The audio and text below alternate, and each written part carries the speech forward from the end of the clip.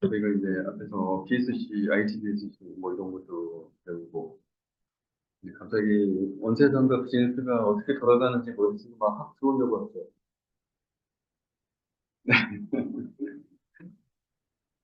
네, 이제 좀 세부 주제로 IT 투자 평가 기법이라고 하는 게 이제 나옵니다. 그러면 이제 투자 프로세스에서 이제 사실 IT 수명주기랑도 비슷하죠. IT 기획, IT 투자, 시스템 구축, 업무 프로세스, 업무 성과. 그래서 돈을 투자하면 업무 성과 아웃풋, 돈이 벌린다, 뭐 이런 뜻이죠. 이것이 이제 최종 경영 성과로 연결이 된다. 그래서 이 기획 단계 이제 사전 평가, 시스템 구축 단계 중간 평가, 그다음에 최종 업무 성과에 대한 평가, 투자 효과, 네? 그리고 이제 경영 평가, 뭐 이제 종합적인 평가, 사업 평가, 뭐 이렇게 나눠서 보는 거예요. 그래서 관리 지표를 보면은 IT 기획 단계나 투자 단계에서는 수준 지표라고 나오는데 이 수준이 뭐냐면 IT 투자의 그 금액 비중이 전체 투자 비중 대비해서 어느 정도 수준이냐 이걸 볼 거예요. 너무 작으면 요즘 어떻게 된다고요? 회사의 미래가 걱정된다. 수변 지표는 바로 IT 투자 규모를 어느 정도 가져가느냐에 대한 거고, 그다음에 이제 폰트 지표는 시스템 구축 쪽에 나오잖아요. 네, 여기 이제 IT 개발 부서라고 되어 있죠. 그래서 소프트웨어 개발에 대한 폰트를 얘기하는 거예요. 네, 그다음에 프로젝트 관리에 대한 폰트를 얘기합니다. 그다음에 업무 프로세스에 이제 요거는 이제 IT 사용 부서라고 되어 있잖아요. 그래서 이용 지표라고 하는 게 나옵니다. 네, 시스템 오픈하고 실제 이용할 때의 활용도 지표라는 게 만족도 이런 게 돼요. 이렇게 해서 중간 평가는 이제 이런 이야기하는 거고, 이제 사후 평가라고 하는 것은 이제 최종적으로 그렇게 해가지고 회사의 경영이 얼만큼 기여했는지에 대한 거를 이제 이야기하는 거예요. 그래서 뭐 투자 효과에 대한 게 가장 큰 거죠. IT에다가 1,000만 원 투자했는데 나중에 1억 벌었다. 인증 거로 보면 이런 거 얼마나 좋을까?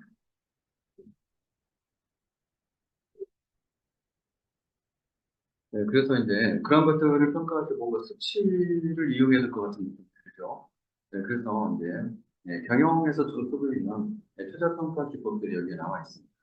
그래서 재무적인 방식, 정성적인 방식, 다중적인 방식, 통계산술적인 방식, 네, 이런 방식이 있다는 것만 알아두시고 여기에서 이렇게 주요한 거 한두 가지만 기억해 주셔도 돼요.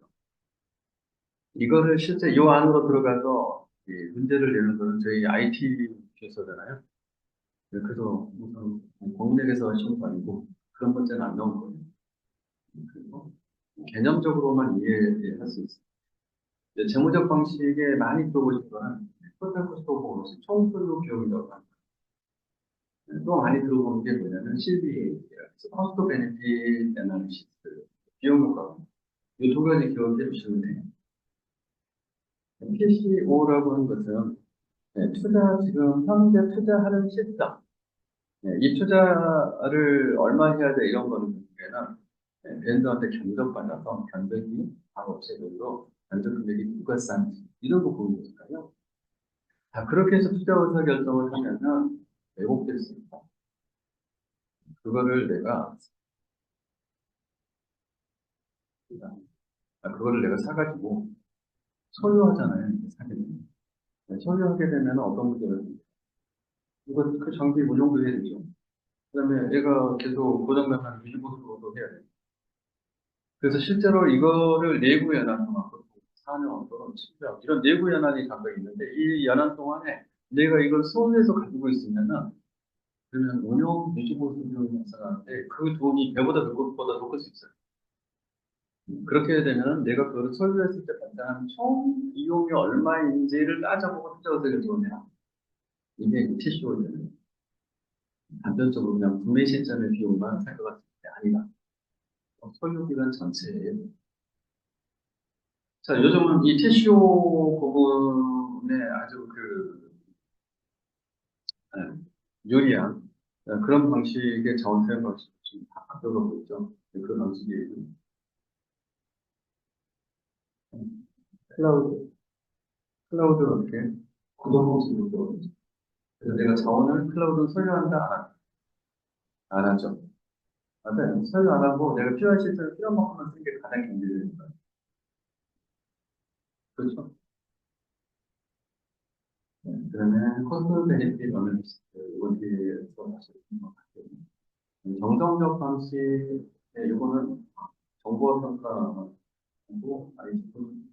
IT 포트폴리오 관리 근방에서 얘기하고 앞에서 이야기했던 그거가 IT 포트폴리오 ITPM 또는 IPM 이렇게 얘기합니다. 이거의 또 다른 말은 PPM이에요.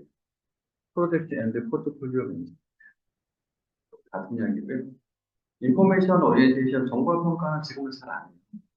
네, 정보 평가는 과거에 한국전산원이 90년대 이때 우리 각 부처들한테 그때는 정말 부처들이 정보 시스템 자체 보급이 안 된대요.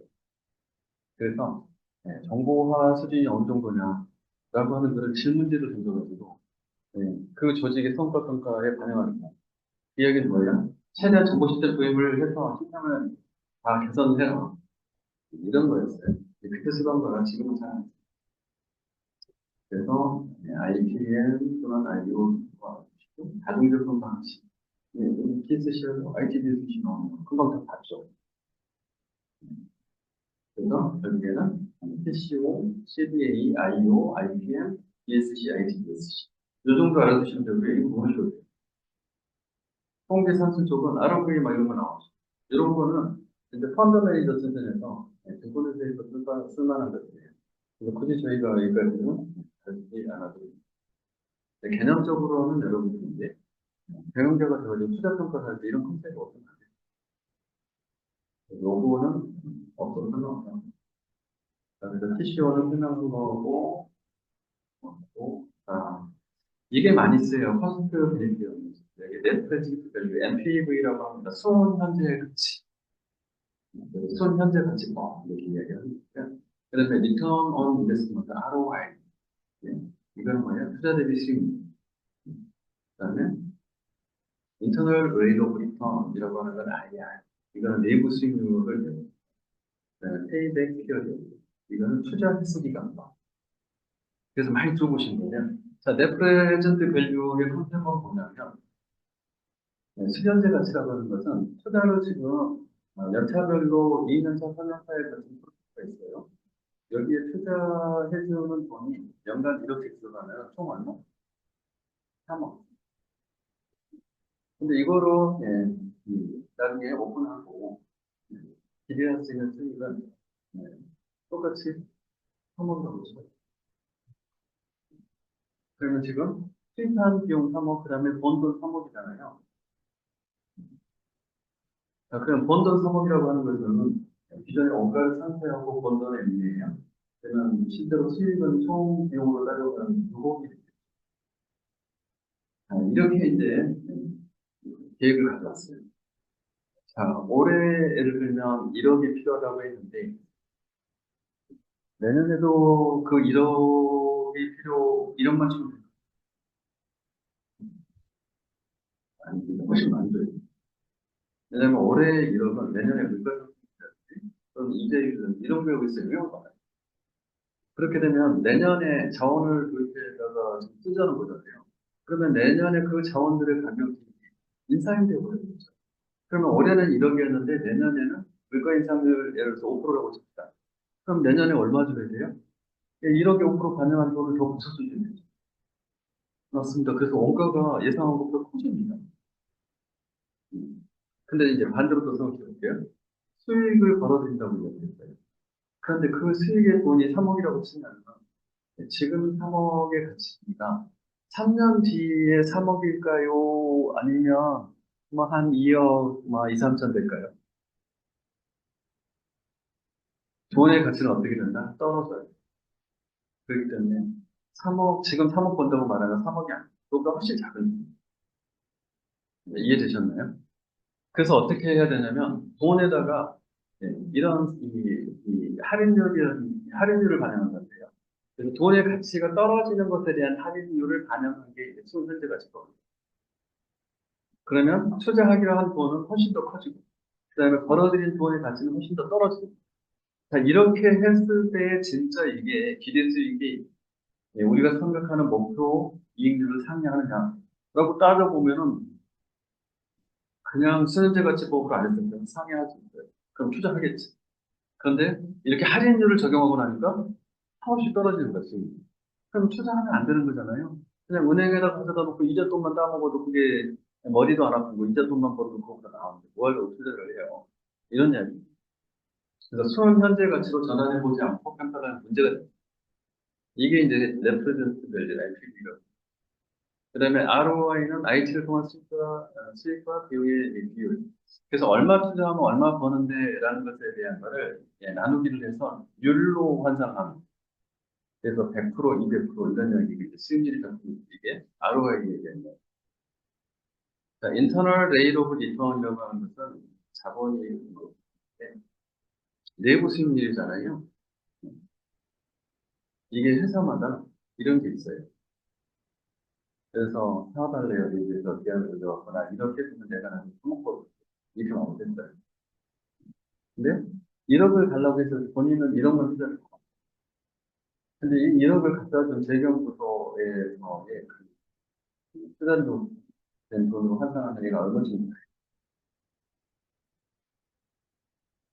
재경부서는 현금을 가지고 있다고 해주시나 아니면 은행 찾아가서 대출 받아가지고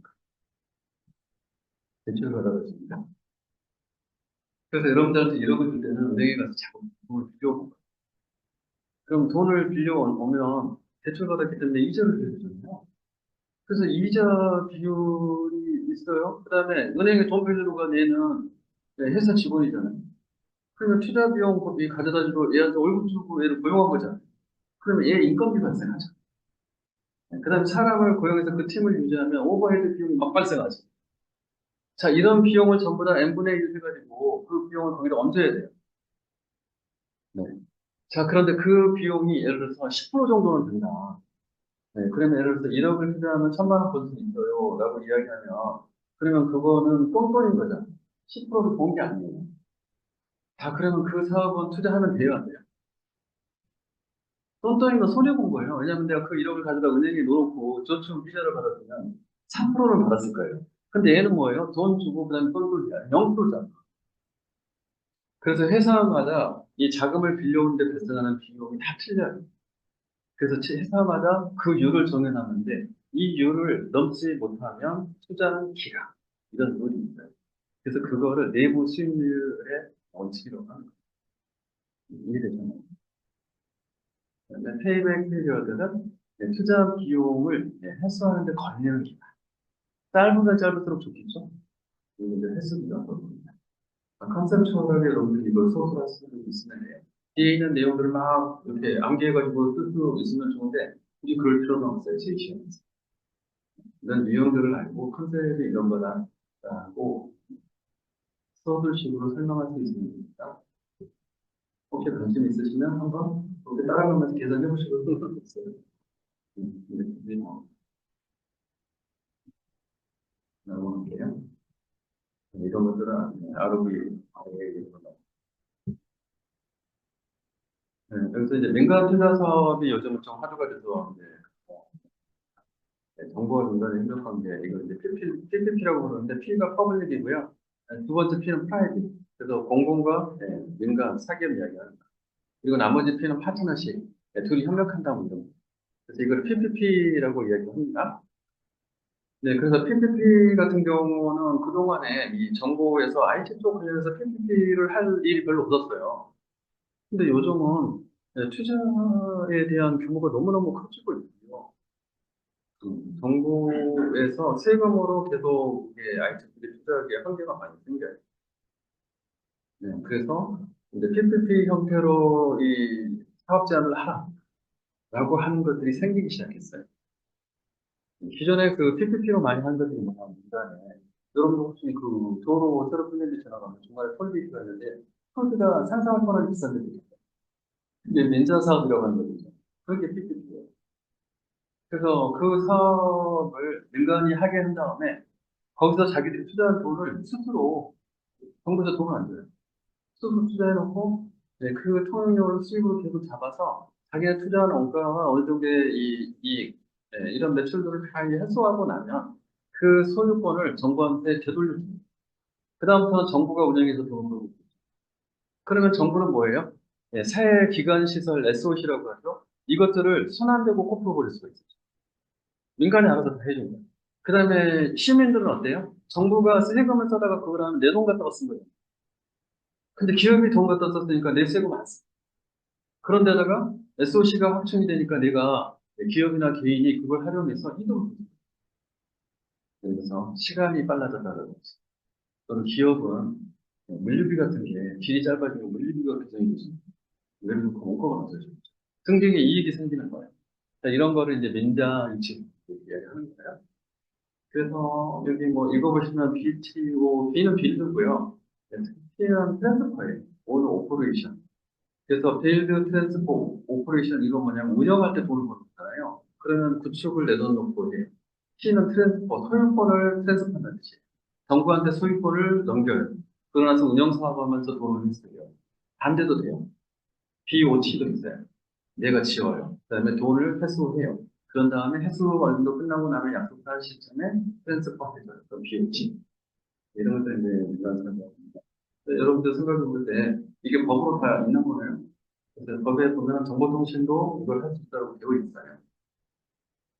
네, 그래서 민간 협력 사업이 할 만한 데가 요즘 생각나는 데가 뭔가요? 있어요? PPT 사업. 최근에 뭐 뉴스 같은 데 떴어요.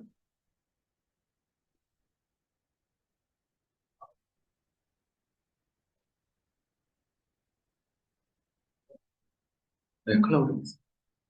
우리나라가 지금 이제 정보통합전산센터라고 들어보셨어요? 지금의 실제 이름은 국가정보정보. 처음에 이름은 정보통합전산센터였어요. 이게 대전에 있는 센터가 있고 광주에 있는 센터. 네, 대전은 KT 그 연구소 건물을 빌려가지고 전산실을 개조한 거예요. 그다음에 광주는 정부가 직접 투자해서 전산센터를 만든 거예요. 그다음에 3센터가 어디에 있냐면 대구에 있어요. 그래서 대구에 재작년인가 작년에 오픈을 했어요. 그래서 대구 센터가 3센터입니다. 1센터하고 2센터는 전부 다 온프리미스 방식이 전산센터예요. 그리고 부분적으로만 클라우드를 운영했어요. 그런데 대구 센터는 클라우드, 순수 클라우드 센터예요. 그런데 대구 센터를 지으면서 이제 엄청나게 많은 투자가 필요해요. 정부가 무슨 생각을 했냐면, 클라우드는 인프라를 왕창 갖다 놓고 이거에 대해서 구독료를 받는 이제 방식이잖아요. 근데 그동안에 정부는 사실 예산을 그런 방식에 쓸 수가 없어요. 그래서 그렇게 할 수가 없었던 거죠. 그런데 대구 센터를 지으면서 클라우드 인프라를 구축해놓고 그거를 부처한테 돈을 받아서 해소를 하려고 하니까 이게 되게 답이 안 나옵니다. 그래서 방식을 바꾸죠. 대구 센터의 특징이 하나 있어요. 정부 부처는 지금 대전 광주에 다 있죠. 그래서 이 공공기관이라고 하는 데들은 정부 부처가 아니면 못 들어와요. 그래서 굉장히 보안에 집중된 센터예요. 그런데 3센터를, 대구 센터를 클라우드 센터로 짓는 이유는 뭐냐면, 혹시 여러분들 그 공공기관들 보안사고 많이 난 것들 뉴스 기사가 되고 보셨어요? 그래서 뭐 선관위부터 시작해서 문제들이 과거에 많이 있었어요. 그래서 자꾸 해킹을 당하고 문제가 터지니까 정부가 2020년 5월, 2020년 5월에 행안부에서 고시를 만들어서 공표를 합니다. 2026년까지 모든 공공기관은 전부 다 일정 수준 이상의 안전성을 갖춘 데이터 센터에 무조건 유조해요. 그때까지 유조 못하면 어떻게 되는 거예요? 그 공공기관의 기관장은 이거 됩니다. 왜냐하면 그거를 성과 평가 지표로 넣어서 평가하게 되면 네, 입주를 못하고 그들을 유지하고 있으면 효과 비율가 아주 높거든요. 자, 그렇게 해가지고 고시를 발표하고 나니까 이제 난리가 났어요. 그래서 클라우드 센터가 어디 있는 거야? 왜냐면 그 정부에서 말하는 그 클라우드 센터는 CSAP 인증이 혹시 들어보셨어요? 그래서 클라우드 시큐리티 어시어런스 프로그램. 그래서 클라우드 자체를 무작정 쓰는 게 아니라 국정원에서 CSAP라고 보안 인증 기준을 만들고 이걸 성공한 회사의 클라우드를 쓰게 돼 있어요. 그래서 CSAP 클라우드 인증을 받는 데들이 뭐 네이버, 뭐 NHN 이런 데 있죠. PT 뭐 이런 데. 아, 그래서 그런 데를 찾아보니 팔지도 못할 인프라를 미리 구축해가지고 가지고 있는 회사가 있을까요? 기존에는 수요가 없어서 이걸 준비 안 했어요. 근데 이 정책을 발표하고 나니까 이제 난리가 나요. 그래서 그 정책 발표하고 그 다음에 NHN, 네이버, 막 KT 이런 데가 이 클라우드 구독료만으로 벌어들이는 돈이 몇백억씩 돼요. 합치면은 네, 수천억입니다. 그 사이에 인프라 합쳐가지고 이 서비스를 합치더라는 거예요. AUE. 그런데 이 대구 클라우드 센터 안에다가 그 인프라를 정부 돈으로 투자하려니까 힘들어. 그래서 이거를 거기에 인프라를 자기 돈으로 투자하고 그리고 그거를 공공기관에 서비스를 제공하고 그 돈은 니네가 다 받아서 했으면 라고 이거를 굉장히 PPT 스코어로 인차를 냈어요. 시점이 정확히 기억이 안 나는데 그래서 지금 PT를 아마 하겠다고 해서 생각이 듭니다.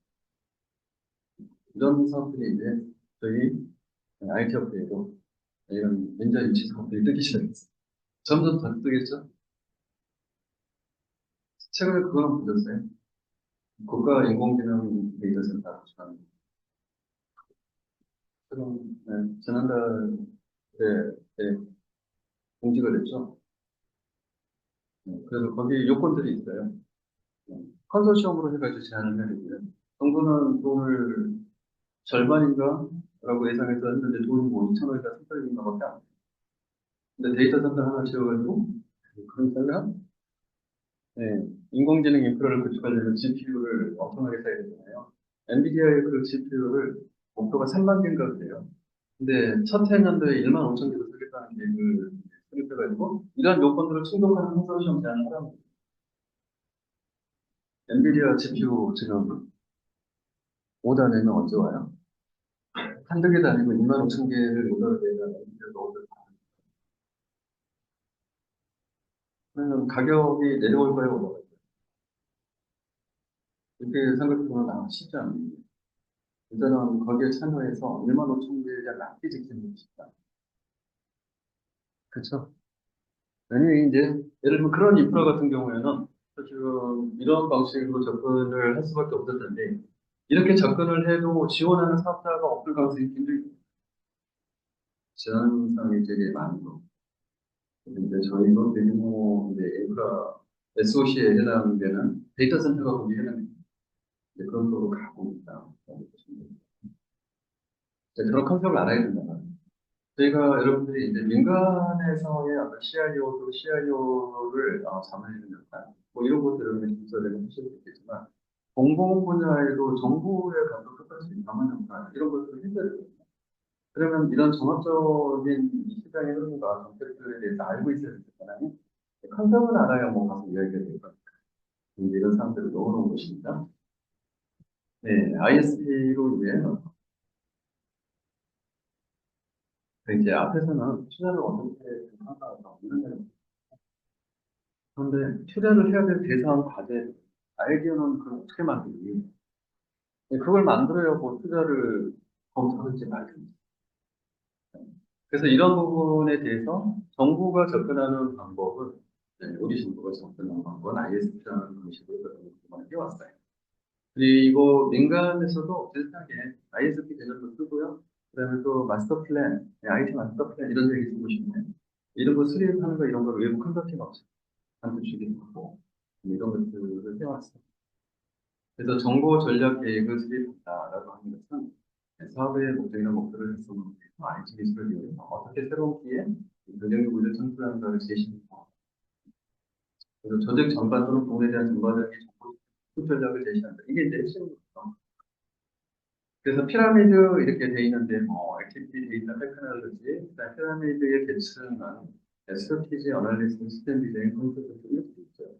이게 뭐예요? 스트래티지가 ISP의 스트래티지예요. 예, 분석, 그다음에 설계, 구축. 이건 우리가 알고 있는 데의 SI의 단계들이죠. 그래서 이게 요거는 제임스 마틴의 정보공학 피라미드라고 하는 데서 온 거예요.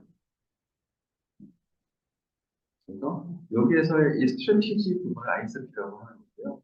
이 스트래티지 다음 단계는 이제 저희가 말하는 SI 개발이 일어나는 거예요. 그래서 정보 전략계가 있는지 사업 분석, 시스템 설계, 시스템 구축 이런 부분 넘어가요. 그래서 젠틀한테는 NCCS5 분석 가져온 거다. 야간은 요 아래에 딩크를 보고 싶고요.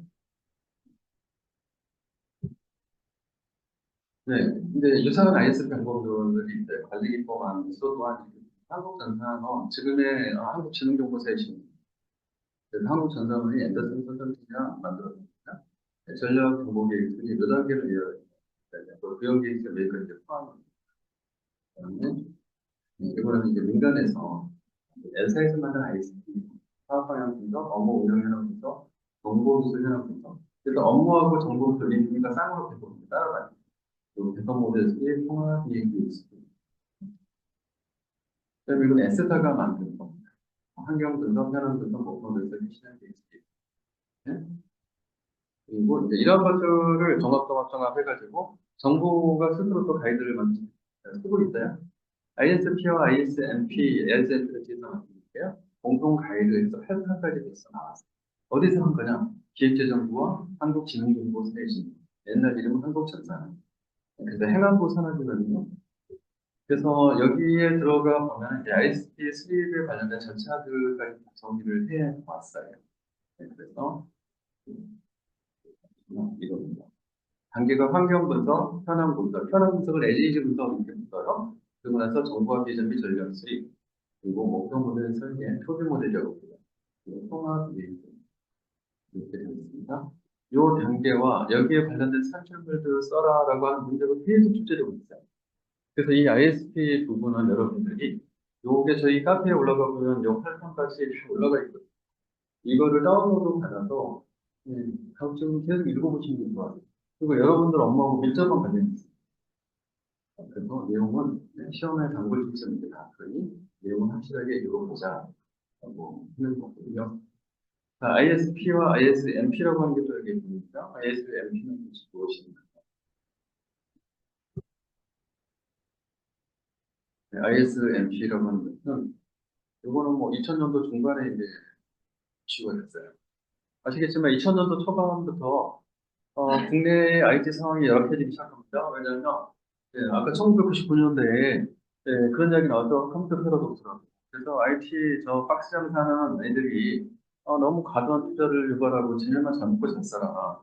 그 IT 비용이 너무 과다한 거 아니야? 막 이런 이슈들이 일어나는데 이런 것들이 가트너 심포지엄 같은 데서 계속 막 화두가 되니까 가트너 심포지엄을 국내의 이 전자정부 또는 이 정부에 관련된 인사들, 그다음에 민간의 CIO, 그다음에 IT 업계에 많은 종사자들이 거기 몰려가서 라스베가스에서 새로운 한계를 찾고 오잖아요. 돌아와서 니네들이 엄청 무거웠네. IT 비용을 줄이기 시작하는 거예요. 하드웨어 비용을 줄이니까요. 아니면 인건비 개발비를 줄였어요. 많이 줄여요. 개발비를 줄이면 개발자 투입 인력이 줄어든 거예요. 줄어든 겁니다. 그러면 왜 개발비가 줄어드는지 많이 인건비는 특허 정초 단가가 정초. 그래서 인건비는 부풀려서 임대를 냈어요. 바로 그 이유 때문에 인건비는 하드웨어 소프트웨어 그래서 장비의 비용은 계속 바꿀 수 있어요. 새로운 제품. 그럼 장비 단가를 높이면 토목. 그럼 검증이 안 되니까. 자, 그래서 주요한 이유는 이 이유는 매출의 이유는 전부 다 하드웨어 소프트 쪽으로 보다. 자, 이렇게 해서 이걸 통으로 그러면 개발비 인건비 비용은 되겠잖아요. 그래서 이제 하드웨어 사업처럼 자, 이렇게 되니까 개발자들이 들어가서 업무 범위를 보니까 이게 정상이 아니에요. 그래서 거기서부터 이제 유명한 이야기가 나오고 국내 소프트웨어 개발자들은 추가 다르다. 추가 남들은 어려서 뭐 그게 궁금합니다. 많이 들어보셨죠? 어려서 그 말이 이제 뭐죠? 슬픈 이야기. 자, 이렇게 돼서 이제 문제가 됐어요. 근데 이렇게 들어가서 오랫동안 공공금을 해도 납기를 지키기가 어렵고, 그다음에 오픈하게 되면 시스템 결함이 엄청나게 나와서 이제 막 그 사용자들을 불만으로서 아니면 이유가 뭐냐? 사실 금방 말씀드린 이유는 다 알아요. 근데 그거를 오픈하면 안 되잖아요. 사업자들 입장에서 살려주고. 그래서 뭐라고 말해줄까요? ISP를 하고서 거기에 ISP 기반으로 이제 RFP를 내는. 근데 ISP의 세부적인 업무 범위나 기능이 명확치 않아서 그렇다라고 이야기합니다. 실제로 그런 면도 있어. 그래서 ISP를 기반으로 접근된 RFP가 문제이니, ISP는 왜 그런데, ISP는 짧은 기간에 전체를 지어다 보니까 어벙벙하게 계획적으로 나서고서 업무 그런 거예요. 그래? 그러면 업무 기능을 내년에 ISP 하게 되면 연차별로 시스템 구축 로드맵이 나와요. 그러면 내년에 당장 구축할 시스템의 업무 기능들은 좀 더 깊게 데プ 있게 분석을 해서 도출을 하자. 그렇게 해서 예산을 다시 거기에 맞춰서 짜자. 이렇게 된 거예요. 제가 지금 하는 얘기 와닿으시나요? 네, 바로 그게 이제, 그러면 그거 하려면 ISP 말고 또 다른 걸 해야 되는 이렇게 되는 거죠. 또 다른 것을 무엇으로 해요? 이때는 인포메이션, 스트래티지가 아니라 어떻게 해야 돼? 시스템, 내 마스터 플랜이라고 이름을 바꾸자. 그렇게 해서 ISMP라고 하는 제도를 만들었어요. 이게 ISMP입니다.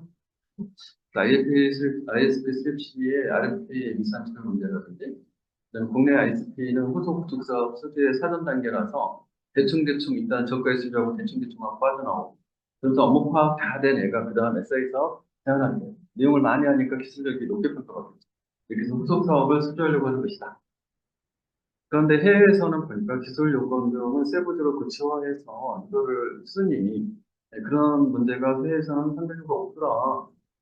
그러니 ISMP라고 하는 단계를 한 번 더 컨설팅을 받아서 당장 내년에 구축해야 될 시스템은 ISMP에서 세부 기능을 다 구축하고 범위를 확대시키고 이렇게 이야기를 한 거예요. 네, 그래서 정보 시스템 마스터 플랜이 ISMP, 정보 전략 계획은 ISMP 이렇게 이제 하게 됩니다. 그래서 여기는 경영 전략, 정보 전략 연계 및 새로운 정보 기술 반영, 전사의 업무들을 어떻게 전산화를 체계적으로 연차별로 해 나갈 것인가. 한꺼번에 빵 하고 할 수 없어요. 왜냐하면 예산의 제약. 그러면 중요하고 우선순위가 높은 시스템부터 연차별로 빨리 배치를 해서 그거부터 먼저 하고 또 그런 다음부터 하고 이게 이제 ISP의 적용 방식. 그래서 이걸 하고 나면 정체 정보 시스템 통합 이행 계획이라는 게 바로 연차별 노동해서 거기에 소요될 대충의 예산입니다. 그런데 ISMP는 이제 그게 나왔으니까 그걸 기반으로 거기에서 내년에 하기로 한 우선순위 높은 애들. 그래서 특정 정보 시스템 이들의 기능적 기술적 요구사항을 상태화하자. 그렇게 해서 그걸 기반으로 RFP를 쓰고, 테스트 프로포즈 제안을 줍니다. 그리고 여기에 예산을 산정을 하면 이거에 대한 정확도가 높아져서 개발자들을 좀 더 적정하게 투입할 수 있지 않을까? 라고 한 것이, 이게 이제 ISMP입니다. 그래서 ISMP의 이제, 이것도 아까 그 책자에 ISP and ISMP 가이드 이렇게 돼 있었잖아요. 네, 여기에 이제 프로젝트 상품의 참여자가 있죠. 정보 시스템 분야, 업무 및 정보 기술 요건 분석이라고 하는 게 여기 나오죠. 그리고 정보 시스템 구조, 아키텍처를 이야기합니다. 그리고 요건 정 요게 이제 요게 담기게 됩니다. 그리고 이거를 통해서 RFP 작성이라고 명시적으로 이렇게 나와요. 그리고 이 컨설팅에 참여했던 컨설턴트들이 정보 시스템 구축업체 선정이나 평가를 직접 지원해 줍니다. 이렇게 해서 적정한 업체 선정까지 지원하는 이거를 이제 ISMP로 만들고 처음에 했을 때는 이걸 하는 데가 몰라서도 못하고 홍보가 안 돼요. 근데 지금은 ISMP를 생각보다 꽤 하고 있어요. 점점 개선이 되고 있습니다.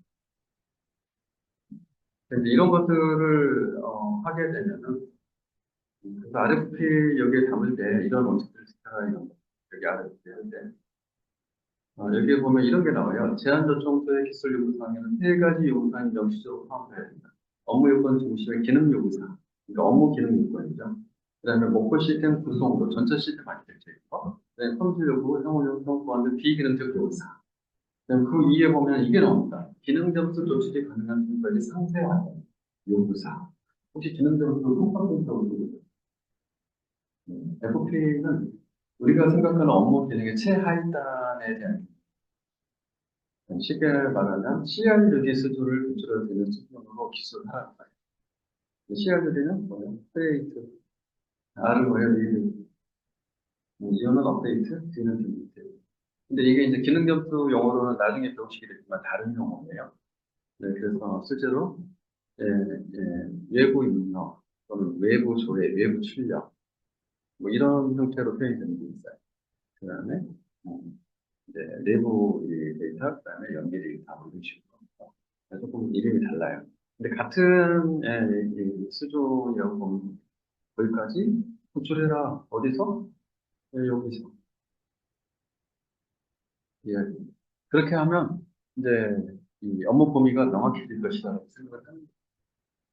어떠세요? 정부, 전자정부 사업 참여하시는 분들 혹시 ISM 뭐 되어 있는 업무 요구사항들이 여기에 있는 것과 같습니까? 아니면 여전히 옛날 겁니까?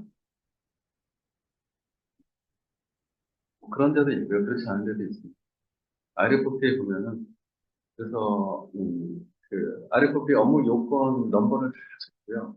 거기에 세부 사항들을 기술하게 돼 있는데 과거의 RFP를 복사해다가 거기다가 네모 박스를 이렇게 친 다음에 내용이 똑같아요.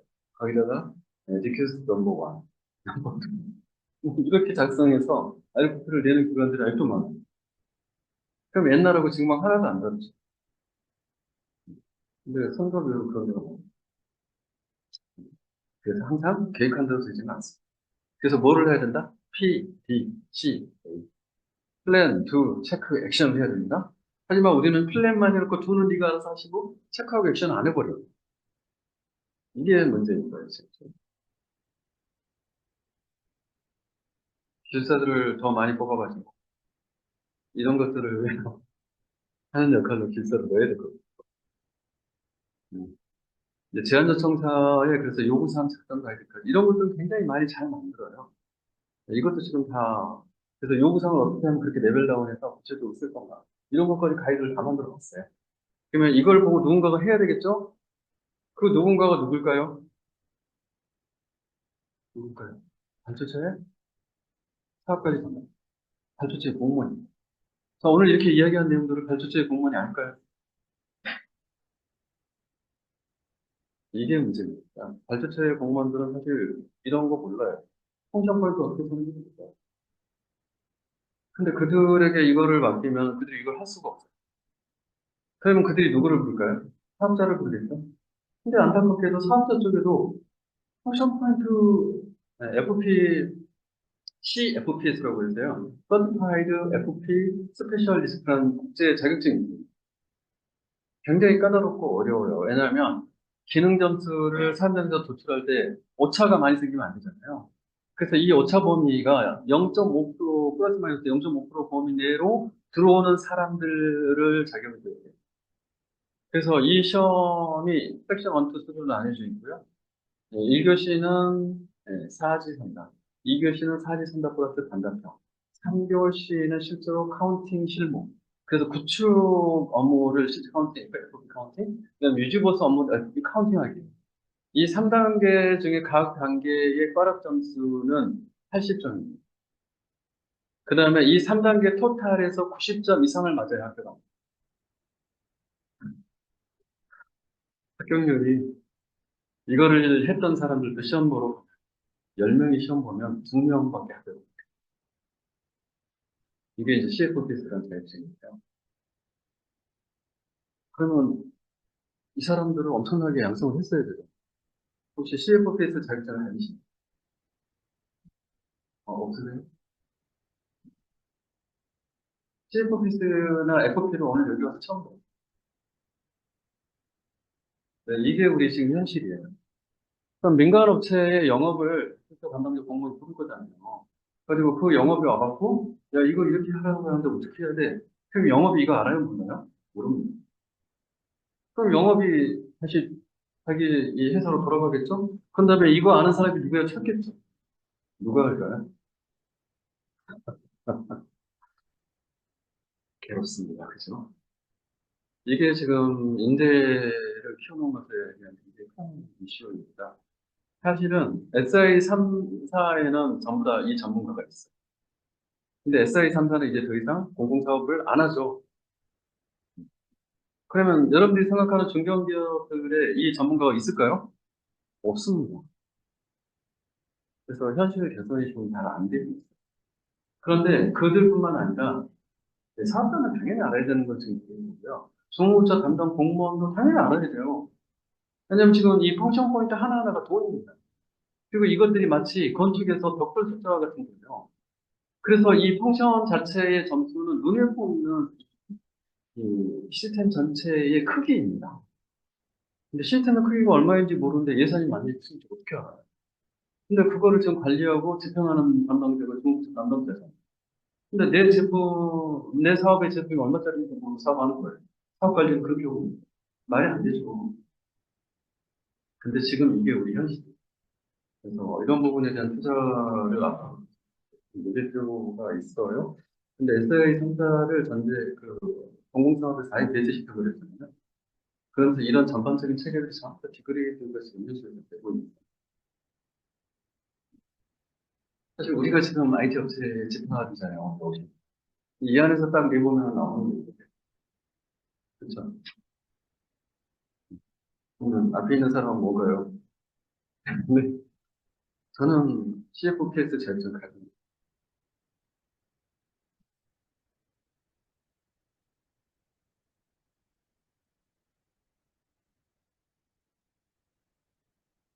이런 게 필요하다는 거 이제 좀 아시죠? 건축에서 벽돌이 이 건축 집 주려고 하는데 벽돌이 몇 개 들어가는지 대충 에스티메이션 한정을 할 수 없어요. 그러면 한편말로 집 짓는 비용이 얼마인지 알아요? 모를 거잖아요. 근데 그거를 사업을 하고 있고 내가 맡긴다? 이상한 얘기죠. 맞죠? 근데 우리가 사실 그렇게 하고 있었다. 그래서 소프트웨어 제값받게 하자 막 20년 동안, 30년 동안 이치고 있는데 제값받을 날이 안 와요. 그래서 얼마가 제값인다고 물으면 제값받기를 외쳤던 이 사람이 소프트웨어가 얼마인지 몰라요. 얼마 주면 제값이 근데 제값받지. 인건비를 제값받다는 게 소프트웨어를 제값받기 위해서는 소프트웨어가 얼마짜리인지 알려면 규모가 알아야겠죠. 근데 소프트웨어가 규모가 어떻게 산정되는지 몰라요. 그럼 제값을 어느 순간에 얼마인지 모르는데 내 마음에 들 때까지 제값을 아무도 안 줘. 맞죠, 여러분? 근데 걱정하지 마세요. 그러니까 이 과정에서 제가 쉽고 간략하게 펑션 포인트 산정하는 방법을 과정에 펌베이스 알려드릴 거예요.